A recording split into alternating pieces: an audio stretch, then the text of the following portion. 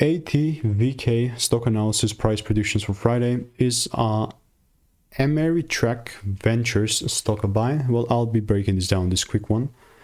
First of all, ATVK is this penny stock that's just all over the place, my man. Technicals are obviously not going to be that big of a viable thing.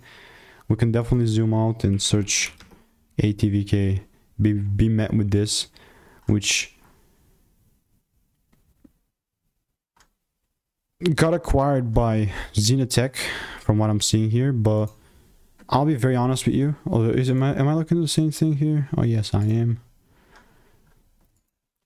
Not much big news now, like kind of boring, honestly. Like you can definitely trade this like a lottery ticket and do whatever you want, but for me to be bullish, at least I want to see, like, even though we have not much data, if there is a proper shift here from the technicals, then and only then I will look to buy. Other than that, it's pure noise. So please do your own due diligence, and if you want to get free money making emails and insights, click the first link in the description. I'll see you in the next one. Goodbye.